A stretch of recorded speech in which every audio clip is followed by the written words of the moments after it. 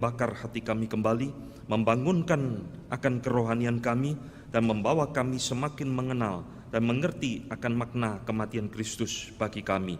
Pimpinlah Tuhan, pada hari ini kami kembali akan merenungkan tentang kematian Kristus. Biar Tuhan yang memimpin rangkaian pemberitaan firman dari awal hingga akhirnya. Di dalam nama Tuhan kami Yesus Kristus, kami berdoa dan kami mengucap syukur. Amin. Selamat pagi Bapak Ibu sekalian yang dikasihi Tuhan, silakan duduk. Saya ingin menyapa juga bagi jemaat yang ada di Sidoarjo. Kami semua berharap saudara-saudara berada di dalam keadaan yang sehat dan baik dimanapun saudara berada. Saudara-saudara, mari kita membuka kitab Markus pasal yang ke-8 yang menjadi dasar renungan kita pada pagi hari ini. Markus 8 ayat 31 sampai ayat 38. Markus pasal 8 ayat 31 hingga ayat 38. Saya akan membacakan bagi kita semua. Saudara mengikuti di dalam hati. Pemberitahuan pertama tentang penderitaan Yesus dan syarat-syarat mengikut Dia. Kemudian mulailah Yesus mengajarkan kepada mereka bahwa anak manusia harus menanggung banyak penderitaan dan ditolak oleh tua-tua, imam-imam kepala dan ahli-ahli Taurat, lalu dibunuh dan bangkit sesudah 3 hari. Hal ini dikatakannya dengan terus terang, tetapi Petrus menarik Yesus ke samping dan menegur dia. Maka berpalinglah Yesus dan memandang kepada murid-muridnya. Ia memarahi Petrus, katanya, "Anyalah iblis, sebab engkau bukan memikirkan apa yang dipikirkan Allah, melainkan apa yang dipikirkan manusia." Lalu Yesus memanggil orang banyak dan murid-muridnya dan berkata kepada mereka, "Setiap orang yang mau mengikut aku, ia harus menyangkal dirinya, memikul salibnya dan mengikut aku. Karena barang siapa mau menyelamatkan nyawanya, ia akan kehilangan nyawanya. Tetapi barang siapa kehilangan nyawanya karena aku dan karena Injil, ia akan menyelamatkannya. Apa gunanya seseorang memperoleh seluruh dunia, tetapi ia kehilangan nyawanya? Karena apakah yang dapat diberikannya sebagai ganti nyawanya? Sebab barang siapa malu karena aku dan karena perkataanku di tengah-tengah angkatan yang tidak setia dan berdosa ini, anak manusia pun akan malu karena orang itu apabila ia datang kelak dalam kemuliaan Bapaknya diiringi malaikat-malaikat kudus." Saudara-saudara sekalian, apa yang ada di dalam pikiran kita ketika ada orang yang mendoakan kita, menubuatkan kita sesuatu yang menurut kita itu buruk dan tidak menyenangkan. Saudara, kalau kita dinubuatkan dan didoakan orang, hidupmu akan penuh penderitaan, hidupmu akan penuh kesusahan, pekerjaanmu tidak akan berhasil, dan semua hal yang buruk dinubuatkan dan didoakan kepada kita. Kira-kira apa yang menjadi reaksi kita? Saudara, secara normal kita itu akan menjadi orang yang marah kepada orang tersebut. Ini orang kurang ajar sekali, orang yang tidak memiliki satu perasaan, mendoakan mestinya hal yang baik, tapi justru didoakan hal yang buruk. Saudara-saudara, sepanjang bulan ini kita akan merenungkan tentang nubuatan-nubuatan yang diberikan di dalam PL selama 2 minggu yang sudah lalu dan hari ini di dalam Perjanjian Baru. Kalau saudara memperhatikan apa yang dinubuatkan nabi-nabi kepada Kristus di dalam Perjanjian Lama, saudara, nyaris semuanya itu adalah hal-hal yang buruk yang terjadi di dalam diri Tuhan Yesus. Selama 2 minggu yang lalu, kita sudah melihat bagaimana nabi-nabi PL itu menubuatkan sesuatu hal kepada Tuhan Yesus. Dan mulai hari ini dan minggu depan, kita akan melihat bagaimana Tuhan Yesus menubuatkan akan penderitaannya sendiri. Saudara-saudara yang dikasihi Tuhan, hal yang unik yang membedakan Tuhan Yesus dengan kita adalah pada waktu nabi-nabi di dalam PL itu menubuatkan sesuatu yang buruk kepada Tuhan Yesus ketika inkarnasi, ketika dia datang ke dalam dunia, dia tidak menyangkalinya. Ini Nabi Yesaya ini kurang ajar, menubuatkan saya akan menderita, mati dan sebagainya. Tidak, saudara. Tuhan Yesus tidak menyangkalinya. Bahkan Tuhan Yesus mengkonfirmasi apa yang dinubuatkan oleh nabi-nabi di dalam PL. Bukan saja Tuhan Yesus mengkonfirmasi, Tuhan Yesus bahkan memperjelas bagaimana dia harus menderita. Saudara-saudara, inilah yang menjadi latar belakang di dalam Markus pasal 8. Di dalam masa inkarnasi Tuhan Yesus, saudara, paling tidak kita menemukan Tuhan Yesus 3 kali menegaskan, mengulang-ulang, memperjelas apa yang sudah dinubuatkan oleh nabi-nabi di dalam perjanjian lama. Saudara-saudara, bukan cuma 1 kali Tuhan Yesus mengulang, bahkan Tuhan Yesus mengatakan itu kepada murid-muridnya sampai 3 kali. Maka saudara, Markus 8 yang barusan kita baca ini adalah bagian pertama kali Tuhan Yesus menyingkapkan akan penderitaannya, nubuatan tentang penderitaannya kepada murid-muridnya. Jadi selama ini Tuhan Yesus bersama murid-muridnya, Tuhan Yesus tidak pernah membicarakan itu. Lalu apa saudara yang menjadi konteksnya? Tiba-tiba kok Tuhan Yesus membicarakan tentang penderitaannya kepada murid-muridnya. Saudara, Markus 8 ayat 31 ini, itu tidak dapat dilepaskan dari perikop di atasnya, saudara. Kalau saudara membaca ayat-ayat di atasnya, di situ saudara akan menemukan ada satu hal penting di antara Tuhan Yesus dengan muridnya, yaitu Tuhan Yesus bertanya kepada murid-muridnya, menurut kamu saya ini siapa? Saudara, murid-muridnya tidak bisa menjawab semua, jawabannya keliru. Ini kalau ujian tesis gagal semua, saudara. Hanya Petrus yang bisa menjawab, engkau adalah Mesias, anak Allah yang hidup. Saudara-saudara, Petrus hari itu luar biasa sekali. Di antara murid-murid yang tidak bisa menjawab, cuma dia yang bisa memberikan jawaban yang berkenan kepada Tuhan Yesus. Nah, di dalam konteks itulah saudara, ayat 31 dikatakan, mulailah Yesus mengajar mereka bahwa anak manusia harus menderita. Saudara-saudara, apa maknanya bagi kita Tuhan Yesus harus menegaskan kematiannya lagi? Bukankah nabi-nabi itu di dalam perjanjian lama sudah berulang kali menegaskan akan penderitaan dan kematian Kristus? Saudara, kalau membaca perjanjian lama ya, yang menubuatkan Tuhan Yesus menderita itu bukan cuma 1 nabi, saudara. Ada banyak nabi menubuatkan tentang kematian dan penderitaan Tuhan Yesus. Maka untuk apa Tuhan Yesus mengulang kembali di dalam perjanjian baru ini, saudara? Nah, saudara, ada 2 hal penting yang menjadi perenungan kita. Tuhan Yesus ketika mengulang akan penderitaannya, menubuatkan penderitaannya di dalam masa inkarnasi itu, berarti saudara, ini Tuhan Yesus menerima perjanjian lama sebagai kitab yang berotoritas. Saudara, ini penting sekali, saudara. Banyak di antara kita berpikir kematian Kristus itu sesuatu yang mendadak. Kematian Kristus itu sesuatu yang tidak direncanakan. Tidak, saudara. Justru ketika Kristus menegaskan akan kematiannya, berarti dia tidak menyangkali apa yang dikatakan oleh nabi-nabi di dalam perjanjian lama. Berarti dia menerima otoritas perjanjian lama itu di dalam hidupnya. Dia menerima itu sebagai ketetapan Bapa kepada dirinya. Saudara-saudara, ini adalah hal yang penting, karena justru untuk itulah Yesus berkata, aku datang untuk menggenapkan perjanjian lama. Ini hal yang pertama, saudara. Jadi Tuhan Yesus begitu menjunjung tinggi perjanjian lama, maka kita pun mestinya harus memiliki sikap yang sama. Lalu kedua, saudara, apa maknanya bagi kita Tuhan Yesus itu mengulang kembali akan nubuatan kematiannya? Saudara, pengulangan Tuhan Yesus ini menunjukkan kepada kita bahwa dia berkuasa atas hidup dan matinya sendiri.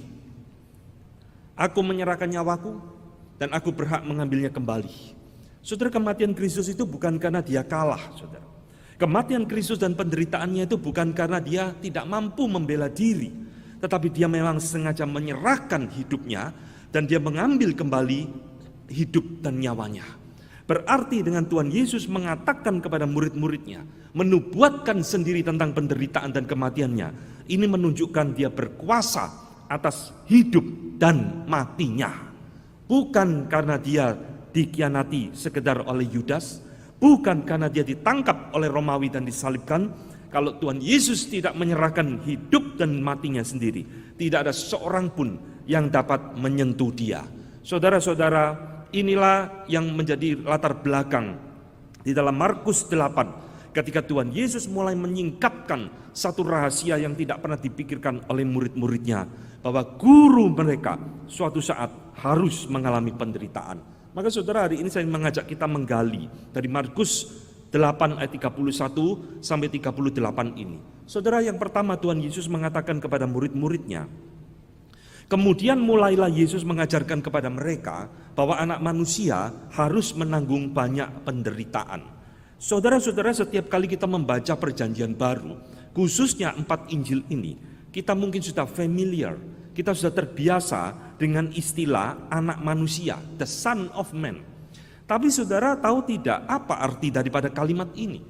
Saudara, Tuhan Yesus di dalam masa inkarnasi, dia selalu menyebut diri dengan sebutan the Son of Man, anak manusia. Kita tahu Tuhan Yesus datang ke dalam dunia dengan membawa 2 natur ilahi dan natur manusia, 100% Allah dan 100% manusia. Dan di dalam masa inkarnasi itu, paling tidak kita melihat 2 gelar Tuhan Yesus, the Son of God, anak Allah, dan the Son of Man, anak manusia. Saudara-saudara, kalau kita teliti membaca Alkitab, ternyata Tuhan Yesus tidak pernah menyebut dirinya dengan sebutan the Son of God, saudara. Tuhan Yesus selalu memanggil dirinya, menyebut dirinya dengan sebutan the Son of Man. Nanti kalau saudara percaya silakan baca. Justru orang lain yang menyebut dia anak Allah, kasihanilah kami. Tetapi ketika Tuhan Yesus menyebut dirinya, dia selalu menggunakan istilah the Son of Man.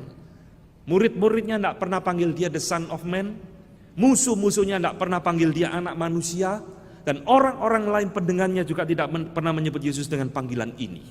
Maka saudara, ini sesuatu yang menarik untuk kita perhatikan, saudara, termasuk di dalam ayat ini. Ketika Tuhan Yesus membicarakan tentang penderitaannya, dia menggunakan istilah the Son of Man, anak manusia harus menderita. Jadi saudara, apa artinya daripada kalimat ini? Ini sesuatu istilah yang tidak familiar di telinga kita pada zaman sekarang, saudara.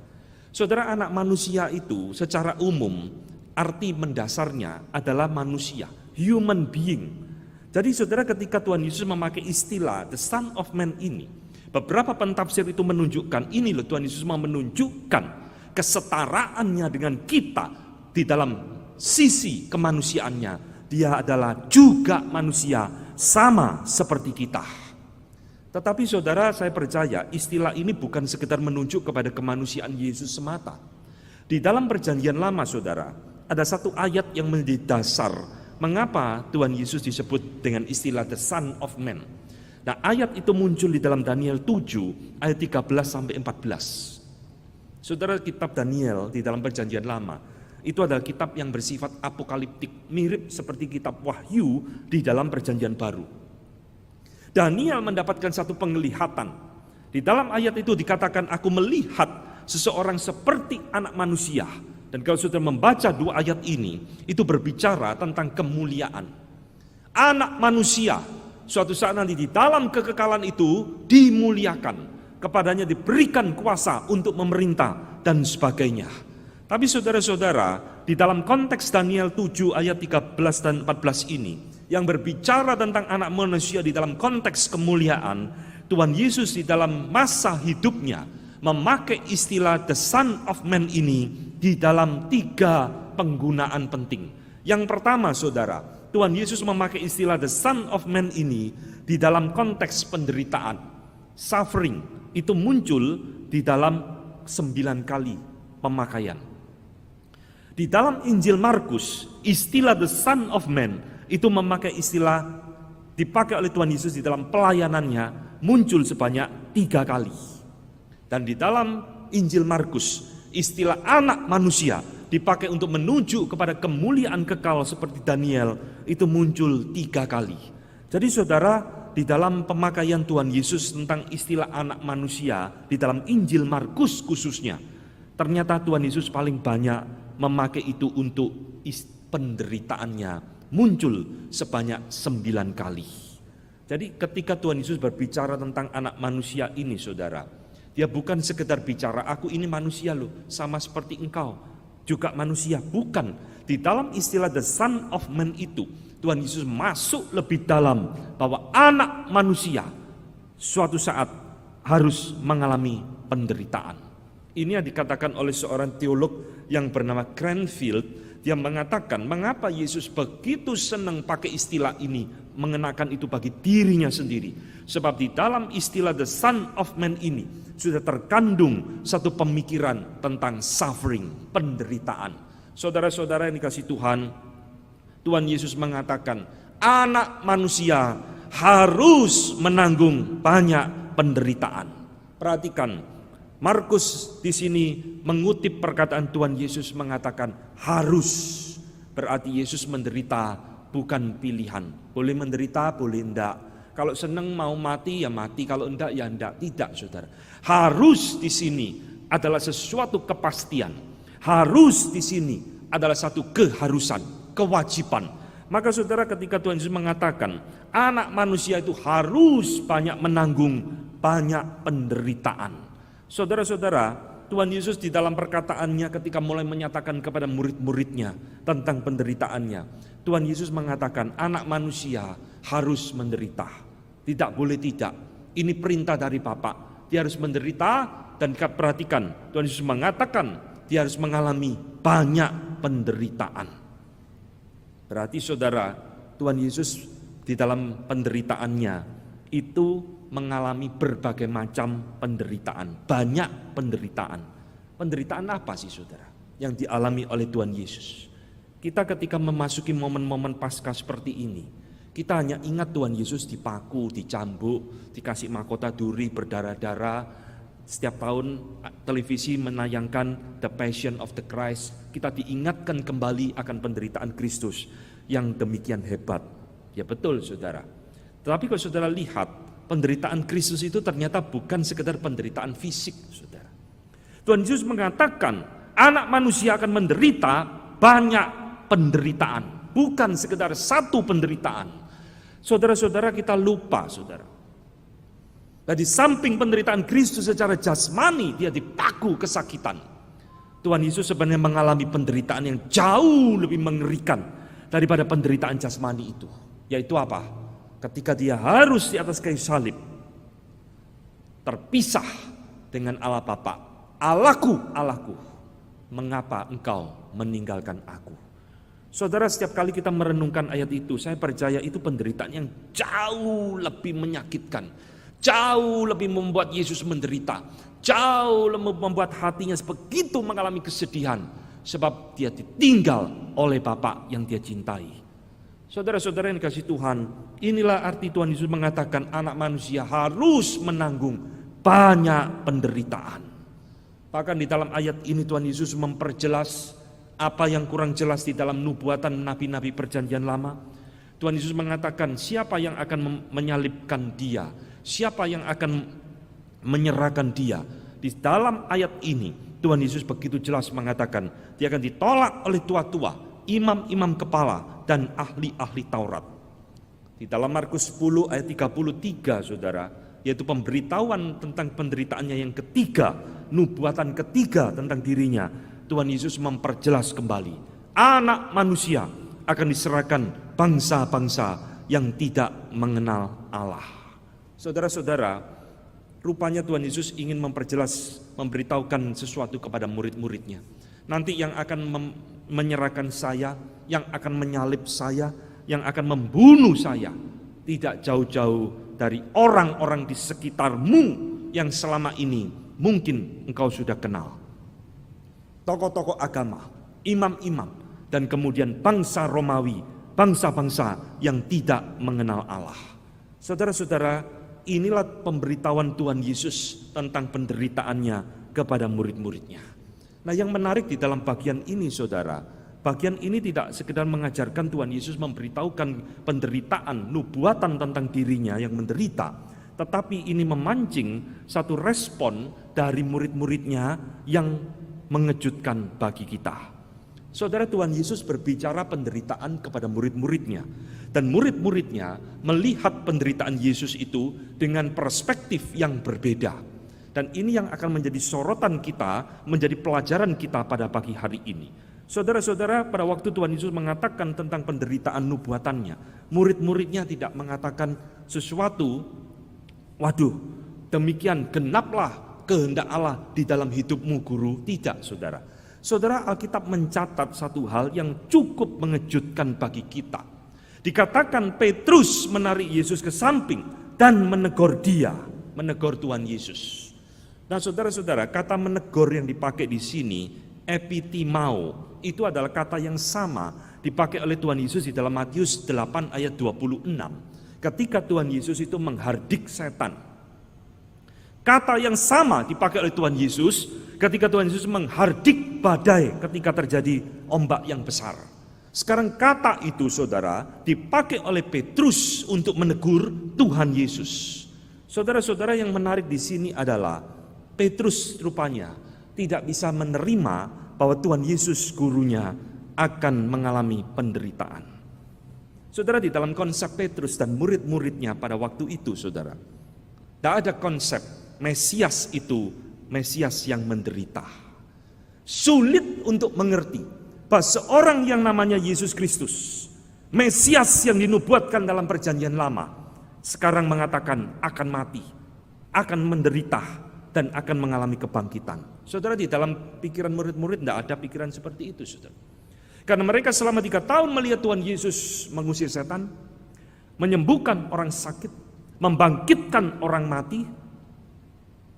Sekarang mengatakan anak manusia akan menderita dan mati. Tidak masuk akal, saudara. Ini kalimat yang tidak bisa dinalar oleh murid-murid, oleh Petrus dan teman-temannya. Maka Petrus dikatakan menarik Yesus dan menegur Tuhan Yesus. Saudara, bagian ini adalah bagian yang penting menjadi perenungan kita ketika kita merenungkan makna penderitaan Yesus pada tahun ini. Mengapa, saudara, Petrus dan murid-murid kok bisa begini? Kalau kita ingat, Petrus ini kan orang Yahudi, saudara. Mestinya dia hafal hukum Taurat. Mestinya dia mengenal nubuatan Yesaya 53, the suffering servant, hamba yang menderita. Dia dicambuk karena kita, kesalahan kita yang ditanggungnya dan sebagainya. Itu bicara semua tentang Mesias. Tapi saudara, kenapa Petrus tidak bisa memahami Yesus, Mesias itu harus menderita? Saudara, membicarakan penderitaan itu memang bukan hal yang menyenangkan, ya. Bukan saja tidak menyenangkan bagi kita, saudara, tapi bagi Petrus dan murid-murid juga tidak menyenangkan bagi gurunya. Maka Petrus di dalam bagian ini, saudara, dan murid-murid saya melihat mengalami satu problem di dalam pemikiran mereka yang saya sebut sebagai pertentangan antara kognitif Christ melawan personal Christ. Saudara-saudara, tadi saya mengatakan di ayat-ayat di atasnya, Petrus itu secara kognitif, secara akal budi bisa ngomong, engkau adalah Mesias, anak Allah yang hidup. Oh, dia mengerti tentang kristologi yang hebat, saudara. Tetapi secara personal Christ, dan Kristus yang dia kenal secara pribadi, dia tidak bisa memahami bahwa Mesias itu harus mengalami penderitaan. Saudara, bukankah ini satu pertentangan? Bukankah ini satu gap di dalam diri Petrus? Antara kognitif Christ, Kristus yang bisa dipahami secara akal budi, tidak cocok dengan Petrus yang dia kenal secara personal. Saudara-saudara, di dalam dunia teologi ini bisa disebut dengan faith and reason, iman dan akal budi. Di dalam diri orang Kristen, saudara, antara iman dan akal budi itu mestinya tidak pernah bertentangan. Ketika kita ditebus oleh Tuhan, akal budi kita itu juga ditebus. Maka Agustinus mengatakan faith seeking understanding. Iman itu selalu menuntut pengertian. Iman itu memakai akal budi untuk mengerti kebenaran. Antara faith and reason ini harmonis. Antara kognitif Christ dengan personal Christ mestinya ini berjalan berbarengan di dalam diri orang percaya. Maka saudara, kalau kita hanya menekankan kepada kognitif Christ, itu bahaya luar biasa, saudara. Orang-orang dari denominasi liberal sangat bisa berinovasi tentang kristologi macam-macam. Bisa mengeluarkan teori tentang Kristus aneka macam A sampai Z. Tetapi secara personal Christ, mereka menolak Yesus sebagai Allah. Mereka menolak Yesus sebagai juru selamat. Saudara-saudara, inilah yang mungkin terjadi pada hari itu dengan dirinya Petrus. Petrus secara kognitif bisa mengerti Yesus adalah Mesias, engkau anak Allah yang hidup. Tetapi secara personal, Petrus di dalam bagian ini, dia gagal memahami seutuhnya siapa Mesias itu seharusnya. Saudara-saudara, kalau kita membaca bagian ini, kita bisa mentertawakan Petrus. Walah, Petrus ini gini aja kok enggak ngerti. Ya Mesias itu harus menderita. Saudara jangan mentertawakan Petrus. Ketika saya merenungkan bagian ini, saudara, ini jadi refleksi bagi kita semua. Bukankah kita sebagai orang percaya kita juga seringkali antara kognitif Christ dengan personal Christ, kita itu berbenturan di dalam hidup kita. Sehingga iman kita, pengenalan kita kepada Kristus sebenarnya tidak pernah utuh, saudara. Saya yakin kalau kita menjadi anak Tuhan yang rajin membaca Alkitab, saudara, kita tahu isi Mazmur 23, Tuhan adalah gembalaku, aku takkan kekurangan apa-apa. Hafal, saudara. Yang membaringkan aku di rumput yang hijau, memberikan aku air yang tenang, gadamu dan tongkatmu itu yang menghibur aku. Hafal, saudara. Kognitif Christ. Tapi di dalam personal Christ, kita seringkali hidup tetap di dalam ketakutan. Di dalam masalah faith, kita tidak yakin apa Tuhan betul-betul menjaga dan memelihara saya. Apalagi di dalam musim pandemi seperti ini, saudara. Kognitif Christ kita, reason kita, bisa muluk-muluk menciptakan kristologi. Tuhan gembalaku, gunung batuku, bla bla bla. Tapi secara iman, secara personal Christ, kita rapuh seperti Petrus hari ini. Saudara-saudara, memisahkan antara faith and reason, iman dan akal budi, bahaya sekali. Kekristenan bukan dibangun cuma berdasarkan akal budi tok. Nanti kita jatuh kepada liberalisme. Kekristenan juga bukan dibangun berdasarkan iman tok, tanpa akal budi kita jatuh kepada fundamentalisme. Tetapi kedua-duanya ini ditebus oleh Tuhan. Dua-duanya faith and reason, ini pemberian anugerah dari Tuhan. Maka ini kedua-duanya harus dipakai oleh kita untuk mengerti kebenaran dengan seutuh-utuhnya. Ini yang benar, saudara. Saudara-saudara yang kasih Tuhan, ketika Petrus di dalam bagian ini keliru memahami tentang Kristus, maka itulah sebabnya dia tidak bisa menerima Mesias itu harus menderita. Nah, dia tarik Yesus, dia tidak mungkin boleh menderita. Saudara-saudara, yang menarik apa yang Petrus tegur kepada Tuhan Yesus, saudara. Ini bagian yang kedua yang menjadi perenungan kita. Di dalam Markus tidak ada catatan. Dikatakan hanya Petrus menegur Tuhan Yesus. Tetapi di dalam paralelnya Matius 16 ayat 22, di situ ada perkataan yang dicatat oleh Matius. Petrus mengatakan, Tuhan, kiranya Allah menjauhkan hal itu tidak akan menimpa engkau. Wah, saudara, kalimat yang luar biasa ya. Kalimat, kalau ini perguruan silat, saudara, seorang guru silat akan senang punya murid seperti Petrus. Guru, itu tidak akan terjadi. Jauhkanlah semuanya itu daripada engkau. Saudara-saudara, kalimat Petrus ini justru ada satu kalimat yang dibenci oleh Tuhan Yesus. Mengapa, saudara? Karena ketika Petrus itu tidak bisa menyatukan antara kognitif Christ dengan personal Christ di dalam hidupnya, saudara lihat, inilah problem kedua muncul di dalam diri Petrus. Petrus sedang berfantasi menciptakan populer Christ, Kristus yang populer. Saudara-saudara yang kasih Tuhan, hari itu Petrus tidak bisa menggabungkan pengertian yang utuh tentang Kristus. Maka dia menciptakan Kristus menurut versinya sendiri, populer Christ. Bagi dia, Mesias itu tidak boleh menderita. Bagi dia, Mesias itu tidak bisa menderita.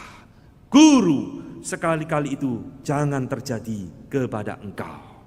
Saudara-saudara, saya tidak akan bosan-bosannya mengingatkan kepada kita, kemanapun saya berkhotbah, dimanapun saya berkhotbah, bagi Kristenan zaman sekarang ini, saudara, kekristenan yang bersifat populer Christ, Kristus yang populer.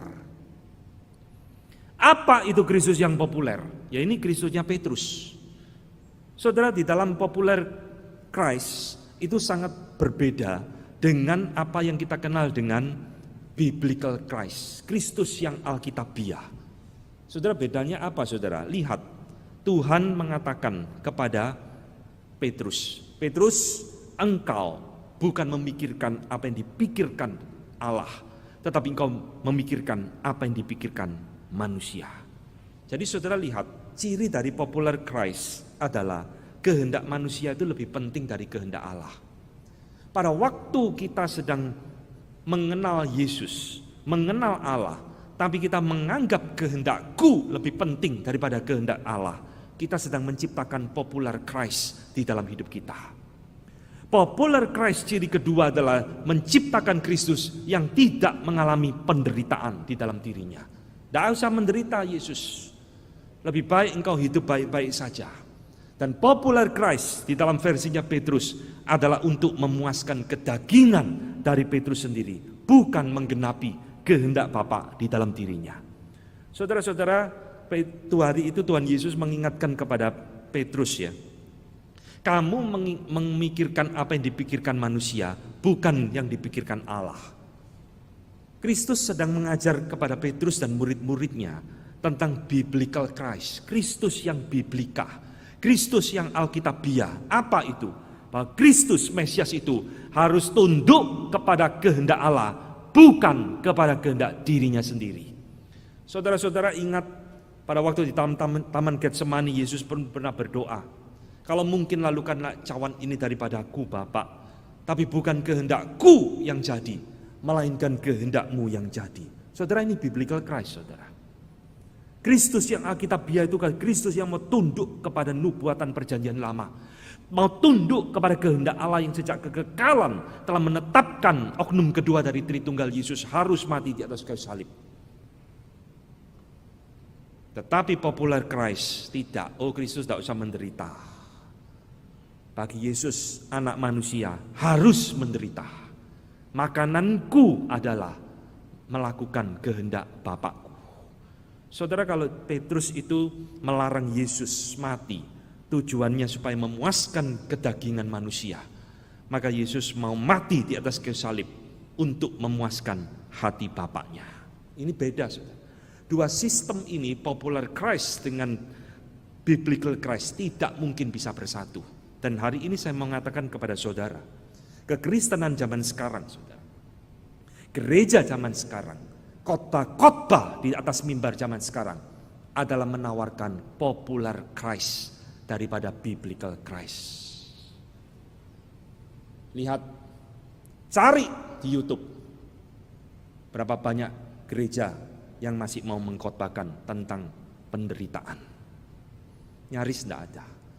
Saudara, ayat ini ayat yang penting. Perikop ini perikop yang krusial bagi iman kita, saudara. Karena Kristus sedang mengajarkan satu konsep yang murid-murid hari itu pun tidak bisa mengerti tentang penderitaan. Maka saudara, Yesus dikatakan di dalam bagian ini, dia memandang murid-muridnya sebelum menegur Petrus. Artinya apa? Berarti banyak pentafsir mengatakan kemungkinan 11 murid yang lain juga setuju dengan apa yang dikatakan Petrus. Saudara, 11 murid yang lain itu mungkin tidak berani ngomong. Lalu dia dorong-dorong Petrus, lu aja sing ngomong. Akhirnya Petrus yang senang ngomong datang kepada Yesus. Guru, itu sekali-kali tak akan terjadi kepada engkau. Saudara-saudara, maka Yesus memandang murid-muridnya, lalu dia menghardik Petrus, juru bicara mereka. Anyalah engkau iblis. Engkau menjadi batu sandungan bagiku, sebab engkau tidak memikirkan yang dipikirkan Allah, tapi engkau memikirkan apa yang dipikirkan manusia. Saudara, ini dua sistem yang tidak bisa bertemu, saudara. Selama kognitif Christ dengan personal Christ tidak bisa harmonis, akan selalu muncul yang namanya popular Christ. Sepanjang sejarah banyak orang menciptakan popular Christ, Kristus yang populer. Orang di Amerika Latin menciptakan yang namanya liberation teologi, teologi pembebasan. Mereka memakai Kristus sebagai model untuk berperang. Betul-betul berperang, saudara, dengan senapan, karena mereka berada di dalam satu tekanan. Saudara-saudara, dunia kekristenan banyak menciptakan popular Christ di daerah, di negara masing-masing. Termasuk yang kita sebut dengan teologi kemakmuran dan sebagainya. Itu adalah popular Christ. Kristus yang populer, Kristus yang tidak usah menderita, tapi Kristus yang banyak memberikan kesenangan kepada kita. Saudara-saudara, ketika Tuhan Yesus mengatakan, "Enyalah kamu iblis." Saudara ingat kalimat ini kalimat apa? Di mana Tuhan Yesus mengatakan kalimat yang sama kepada Petrus ini? Di dalam pada waktu dia dicobai oleh iblis. Saudara, di dalam pencobaan Tuhan Yesus ya, Matius pasal 4 ayat 10. Di situ Tuhan Yesus 3 kali mengatakan, "Enyalah iblis," saudara. Dan sekarang kalimat itu diberikan kepada Petrus. "Enyalah kamu iblis, engkau batu sandungan bagiku." Tuhan Yesus tidak suka dengan ideologi populer Christ yang ditawarkan Petrus kepada gurunya. "Guru, sudahlah, tidak usah menderita. Enak-enak aja, lancar-lancar aja. Enyalah engkau iblis." Saudara-saudara yang dikasihi Tuhan, maka pentafsir-pentafsir Alkitab mengatakan kepada kita, saudara, ini adalah pencobaan yang keempat bagi Tuhan Yesus. Saudara, kita selama ini tahu Tuhan Yesus dicobai 3 kali di padang gurun. Pentafsir mengatakan inilah pencobaan Tuhan Yesus yang keempat. Sudah 3 kali iblis gagal mencobai Tuhan Yesus. Di ujung pelayanan Tuhan Yesus, iblis coba yang terakhir kali, sekali coba lagi, pakai Petrus muridnya sendiri. "Guru, tidak usah menderitalah. Enyalah engkau iblis. Aku harus menderita karena ini adalah kehendak Bapakku." Maka saudara-saudara, hari ini kita diingatkan, saudara, mengapakah Petrus dan murid-muridnya lebih memilih popular Christ daripada biblical Christ? Saudara, kenapa Petrus melarang Yesus menderita? Jawabannya cuma satu, saudara. Saya merenung-renung dari dulu, pentafsiran saya terhadap bagian ini selalu membawa saya kepada jawaban yang sama.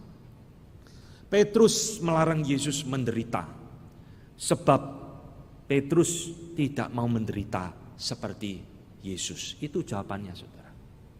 Petrus melarang Yesus menderita bukan karena dia baik kepada Tuhan Yesus, bukan. Petrus melarang Yesus pergi ke Yerusalem untuk disalib bukan karena dia kasihan kepada Tuhan Yesus. "Wih, kasihan guruku nanti dipaku, dicambuk, sakit semua, kasihan." Bukan. Dia melarang Yesus menderita karena dia tidak mau menderita seperti Kristus. Di dalam pikiran Petrus dan murid-muridnya sudah tahu, ketika Tuhan Yesus ngomong sekarang anak manusia harus pergi ke Yerusalem, dia akan ditolak tua-tua, disalibkan dan mati. Langsung di dalam pikiran mereka, kalau gurunya disalib, disiksa, muridnya juga pasti dikejar-kejar dan dibunuh. Saudara mengerti? Inilah sebabnya Petrus dan murid-murid yang lain lebih suka memilih popular Christ daripada biblical Christ. Tidak usah menderita. Kalau Yesus tidak menderita, enak, kita juga tidak menderita. Saudara-saudara, kita orang Kristen tidak sadar kita juga sering berpikir seperti ini, bukan? Kalau Yesus tidak usah menderita, kita enak, saudara. Kita tidak mengalami persecution yang saya khotbahkan bulan yang lalu. Kita tidak mengalami penganiayaan, gereja tidak mengalami penindasan dan sebagainya. Tetapi Alkitab mengatakan anak manusia harus menderita. Anak manusia harus mengalami kematian. Dan seorang murid tidak lebih dari gurunya. Kalau dunia membenci aku, mereka juga akan membenci engkau. Maka saudara-saudara, seorang yang bernama Thomas Kempis di dalam bukunya Imitatio Christi, Imitation of Christ. Saudara, Thomas Kempis hidup kira-kira 600 sampai 700 tahun yang lalu. Buku ini buku yang sangat terkenal, Imitation of Christ, meneladani Kristus, meniru Kristus. Di dalam buku itu Thomas Kempis mengatakan beberapa kalimat yang saya kutip. "Hari ini banyak orang yang mengasihi kerajaannya, tapi sedikit yang mau pikul salibnya. Banyak orang yang mau cari penghiburan dari Kristus, tetapi sedikit yang mau menderita bagi Kristus. Banyak orang yang ia temui mau menikmati berkat makanannya, tetapi sedikit yang mau berpuasa bersama dengan dia. Setiap orang yang ingin mendapat bagian sukacita dari Kristus, tapi sedikit yang mau menderita demi dia. Banyak yang mau ikut Yesus selama ia membagi roti, tetapi sedikit yang mau minum cawan penderitaannya." Saudara, Thomas Kempis, inti daripada kutipan yang panjang ini saya cuma potong sebagian. Dia yang mengatakan, saudara, Banyak orang mau berrelasi dengan Kristus selama itu mendatangkan keuntungan. Banyak orang mau ikut Yesus selama itu mendatangkan kenikmatan. Banyak orang mengklaim saya murid Yesus selama itu mendatangkan kesenangan bagi dirinya. Ini yang disebut dengan popular Christ. Inilah jiwa Petrus, inilah jiwa dari murid-murid lain pada hari itu. Tuhan, kalau bisa engkau tidak usah pergi ke Yerusalem, tidak usah menderita Tuhan, supaya kami juga tidak usah menderita. Celakalah kita jikalau di dalam hidup kita selama ini kita menciptakan popular Christ di dalam diri kita masing-masing. Kita tidak mau menderita bagi Kristus. Maka popular Christ ada satu pemikiran yang sangat merusak kekristenan. Saudara, kita kalau mau ikut Tuhan, tapi kita tidak mau melihat Yesus yang menderita. Kita mau ikut Tuhan, tapi kita tidak mau mengenal konsep penderitaan itu ada di dalam diri kita. Kita harus belajar dari Tuhan Yesus di dalam perikop ini. Maka ketika Tuhan Yesus mengerti kalimat itu dari Petrus, oh Petrus, modelmu seperti itu ya. Kamu melarang saya pergi ke Yerusalem untuk mati, supaya kamu tidak usah menderita juga seperti saya ya. Maka Tuhan Yesus mengajarkan kepada kita 4 karakteristik murid yang sejati. Saudara-saudara, biblical Christ selalu menghasilkan biblical disciple. Orang yang berpegang kepada Kristus yang biblika, yang alkitabiah, selalu menjadi murid yang juga alkitabiah. Siapa yang berpegang kepada popular Christ juga akan hanya menjadi popular disciples. Dan Tuhan akan membuang orang-orang seperti ini. Maka Tuhan menginginkan kita memiliki menjadi biblical disciple, seorang murid yang biblika. Saudara, Tuhan Yesus mengatakan ada 4 hal yang diajarkan kepada murid-muridnya. Apa arti menjadi biblical disciple? Yang pertama, Tuhan Yesus mengatakan, siapa mau ikut aku, dia harus menyangkal diri. Self-denial. Saudara-saudara, apa sih artinya self-denial itu? Menyangkal diri. Menyangkal diri, Cranfield mengatakan, to turn away from idolatry of self-centeredness. Menyangkal diri itu berarti berpaling dari self-centeredness, berpusat kepada diri, sekarang berpusat kepada Kristus. Saudara, orang yang berani menyangkal diri, itu ada orang yang berani berkata seperti Tuhan Yesus, bukan kehendakku yang jadi, melainkan kehendakmu. Itu menyangkal diri. Saya punya kehendak loh Tuhan, saya pengennya ke sini. Tapi engkau mengatakan ke situ, saya mau turut ke situ. Itu menyangkal diri. Saya mau pergi ke utara Tuhan, tapi engkau ingin saya pergi ke selatan, saya mau nurut, saya pergi ke selatan. Itu menyangkal diri. Saudara-saudara, kalau kita mau menjadi biblical disciples yang turut di dalam penderitaan Kristus, Yesus mengatakan, engkau harus belajar menyangkal diri. Petrus, di dalam dirimu ada keinginan, kau tidak mau menderita kan buat saya? Kau harus belajar menyangkal diri. Kau harus mau menderita untuk saya. Itu arti menyangkal diri. Arti menyangkal diri adalah meniadakan diri. Saya sudah tidak ada Tuhan. Paulus berkata, hidupku bukannya aku lagi, tapi Kristus yang hidup di dalam diriku. Itu menyangkal diri. Yang kedua, saudara, Tuhan Yesus mengatakan kepada murid-muridnya, engkau harus belajar memikul salib, bearing the cross. Saudara, orang kalau tidak menyangkal diri, dia tidak bisa memikul salib, saudara. Orang mau memikul salib, berarti dia harus mau menyangkal diri. Apa memikul salib itu? Saudara, memikul salib, saya definisikan adalah willingness to suffer for Christ. Kemauan, kerelaan hati, menderita bagi Kristus. Memikul salib berarti self-sacrifice. Seorang murid yang mengerti Mesias itu harus menderita. Berarti dia juga harus mau menderita seperti Mesias. Seorang biblical disciple adalah orang yang meneladani Kristus seperti kata Thomas Kempis tadi. Imitation of Christ. Bagaimana mungkin Mesias menderita, lalu kita mengaku murid Mesias, ikut jejak Mesias, tapi kita tidak mau memikul salib dan kita tidak mau menderita bagi dia. Dietrich Bonhoeffer mengatakan, the cross is laid on every Christian. When Christ call a man, he bids him come and die. Artinya saudara, salib itu sudah terletak di depan orang Kristen, setiap orang Kristen. Ketika Kristus memanggil seseorang jadi muridnya, dia suruh kita angkat salib itu, datang kepada dia dan siap untuk mati. Dan saudara tahu, Dietrich Bonhoeffer akhirnya digantung oleh Hitler. Dia seorang Jerman, tapi juga menentang Nazi daripada Hitler. Dia tulis buku Letter from Prison, surat dari penjara yang sangat terkenal, dan The Cost of Discipleship, harga menjadi seorang murid Yesus. Dia akhirnya mati, digantung oleh Hitler. Salib sudah tersedia. Siapapun yang Kristus panggil, dia panggil untuk pikul salibnya dan siap mati bagi gurunya. Ini artinya bearing the cross.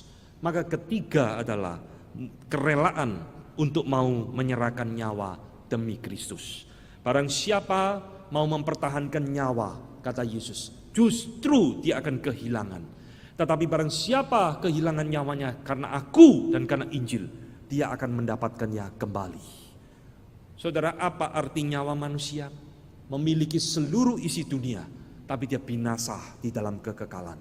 Ini semua teguran Tuhan Yesus, didikan Tuhan Yesus, ajaran Tuhan Yesus kepada murid-muridnya yang mengalami ketakutan untuk masuk ke Yerusalem. Nah, saudara-saudara, Tuhan menginginkan kepada kita bahwa seorang murid tidak boleh takut kehilangan nyawanya demi gurunya. Dan keempat, saudara, Yesus mengatakan seorang murid yang biblika tidak malu mengakui imannya di hadapan dunia. Barang siapa malu mengakui aku di hadapan manusia, maka ketika anak manusia itu datang dengan kemuliaannya, dia juga akan malu mengakui orang itu di hadapan Bapaknya. Saudara-saudara, inilah 4 tuntutan Kristus terhadap murid-muridnya dan terhadap kita di dalam konteks penderitaannya. Petrus, engkau takut masuk ke Yerusalem karena takut menderita, bukan? Ingat 4 hal ini. Kalau engkau muridku sejati, kalau engkau rasul sejati, engkau harus ingat 4 prinsip ini dipegang baik-baik di dalam hidupmu. Saudara, saya yakin inilah yang Tuhan juga inginkan di dalam hidup kita ketika kita mengingat akan penderitaan Kristus. Penderitaan Kristus bukan cuma kita nikmati, saudara. Penderitaan Kristus bukan cuma sekedar jadi tontonan di atas kayu salib, tapi penderitaan Kristus itu menjadi satu teladan, satu model, satu figur bagi kita orang percaya di dalam mengikut Dia. Saudara-saudara yang dikasihi Tuhan, hari ini siapapun engkau yang mendengar dan melihat kota ini, jikalau di dalam hidupmu engkau tidak sadar menciptakan popular Christ di dalam hidupmu, hari ini engkau harus membuang popular Christ itu. Ganti dengan biblical Christ.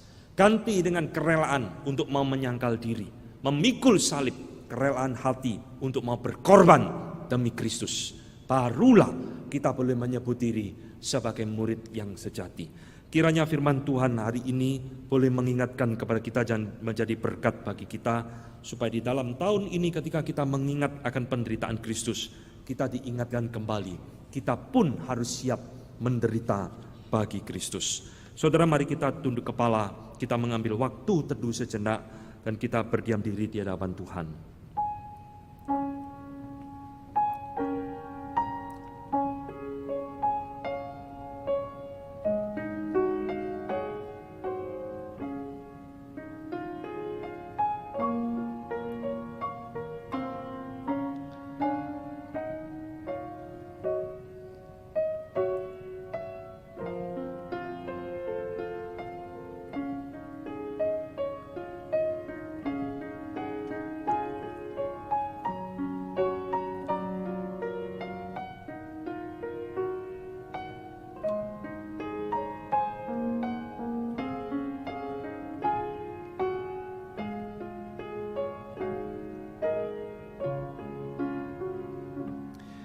Bapa di dalam surga, kami berterima kasih untuk teguran di dalam hidup kami. Betapa apa yang kami renungkan dari firman-Mu mengingatkan kepada kami, Tuhan. Sebenarnya di dalam hidup kami sebagai anak-anak Tuhan, seringkali kami memisahkan antara iman dan akal budi kami. Kami bisa mengerti tentang Kristus secara akal budi kami, tapi kami sulit mempraktekkan dan mempercayainya di dalam kehidupan kami sehari-hari. Demikian juga Tuhan, seringkali kami tidak sadar kami menciptakan Kristus menurut kesenangan kami sendiri. Kristus yang tanpa penderitaan, Kristus yang hura-hura, Kristus yang hanya memberikan kesenangan dan kenikmatan bagi kami, tapi bukan Kristus yang menderita. Karena kami sendiri takut menderita bagi Engkau. Tuhan, didiklah kami, gembelenglah kami, supaya kami menjadi murid-murid Tuhan, pengikut-pengikut Tuhan, yang mau menyangkal diri dan memikul salib di dalam hidup kami, yang menyerahkan diri, yang mensiap-sediakan diri kami mengalami kesulitan dan penderitaan demi nama Tuhan. Terima kasih Tuhan. Biarlah firman Tuhan hari ini dan minggu depan, selama 1 bulan ini kami mengingat akan penderitaan Kristus, mempersiapkan kami memasuki bulan depan akan Paskah dan kebangkitan Yesus. Di dalam nama Tuhan kami Yesus Kristus, kami sudah berdoa dan mengucap syukur. Amin.